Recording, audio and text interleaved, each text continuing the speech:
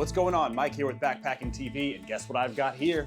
Oh, this is the Mariposa 60-liter backpack. It's an ultralight backpack by Gossamer Gear, and this is one of their most recent releases, which came out in 2024. The Mariposa is named after the butterfly, which famously flies over 100 miles a day during migration, which I don't know about that.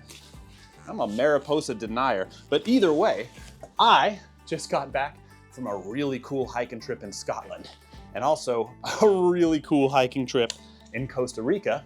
And this Mariposa 60 here was my buddy the entire time. And I figure why not make a review about it? I think the first thing you'll notice about this backpack is this oversized mesh pouch on the front. I was able to fit my rain pants, my rain jacket, my sunscreen, my bug spray, anything that I would need on a moment's notice went in this pouch here. Very, very handy. You look on the sides here, you've got your bottle holders here. Interestingly, you've got a super oversized bottle pouch over here. Regular size pouch, big, huge pouch. Look at that. Now, I like to bring big bottles sometimes, especially when we're shooting on the TV show, because I've got to think about other people who are out there on the trail who might not have packed enough water. This fits perfectly in this pouch. I don't have to worry about it falling over whenever I bend over to get stuff. So big fan of this. And you've also got a map pouch here on the other side. So this is for your map. I wasn't using a map, but I had my satellite communicator, walkie-talkie, stuff like that. Golden goose to mother hen. Come in, mother hen. Over.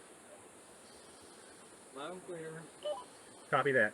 You can access the main compartment by unclipping these straps on the front, and then you can, theoretically from this point, reach in and get whatever you want.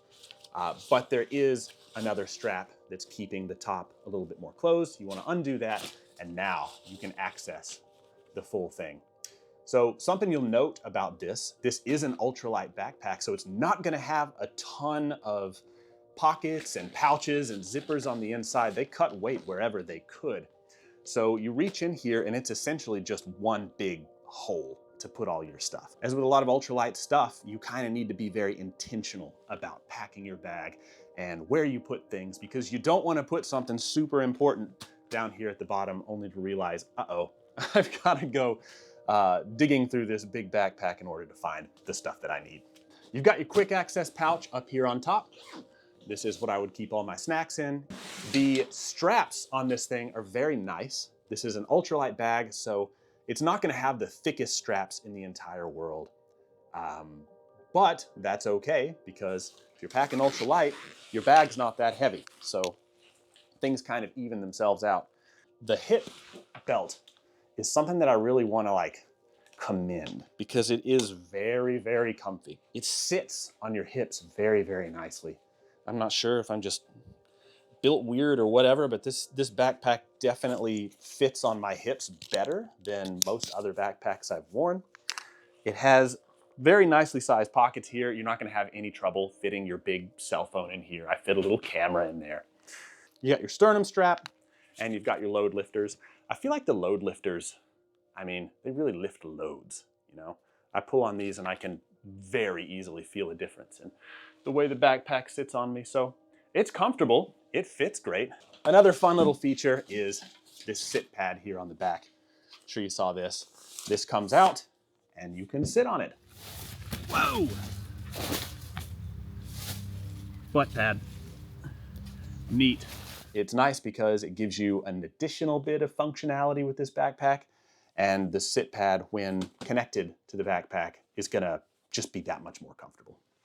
So let's talk specifications. This thing weighs 34 ounces, so it's pretty lightweight.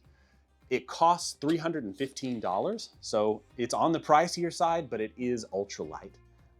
If ultralight is something that you want, if that's something you're interested in, I think you'd expect to pay a pretty good bit. You could compare this backpack to something like the 55-liter Hyperlight Mountain Gear backpack, which I believe comes in at $380. It has a carry capacity of 35 pounds, so you're gonna wanna make sure to measure your gear out. You know, this is an ultralight backpack, so it's not going to be built to carry tons and tons of super heavy stuff. So measure your gear out. You saw me at the beginning of this video. I did a little time lapse of me loading all my stuff into this. I used a Big Agnes sleeping bag. It's not an ultralight sleeping bag. I used an ultralight Big Agnes tent poles, a couple days worth of clothes, some food, and this water. And I came in at, I think, 22 pounds. So not the lightest stuff in the world. And I still came in well under that 35-pound limit. So something to consider. Do be careful about what you're putting in these ultralight backpacks because they're not rated to carry a bunch of cinder blocks out in the woods, you know? I'd say the most positive thing that I can say about this backpack in my experience with it is that we were in Costa Rica, and there was a segment where I get invited into someone's house that lives on a coffee farm. And they invited me in and taught me all about how coffee beans are processed, and they let me sample coffee, and they made breakfast for me. And I was looking back at the footage later, and I realized that I still had this thing on my back the entire time. Like, I was kind of kicking myself in the moment because it just looks weird to be walking around in somebody's living room and have this strapped to you the entire time. But I totally forgot that it was there. It's about the highest praise I can give this thing is it is very comfortable to the point where you just kind of forget about it sometimes. Downsides, I'll just say the cost. I mean, it's ultralight and it's gonna have an ultralight price tag at 315 bucks. If ultralight is something that you're looking into getting into, I think that kind of comes with the territory. So yeah, that about sums it up for this one. I like this backpack a lot. It's very nice.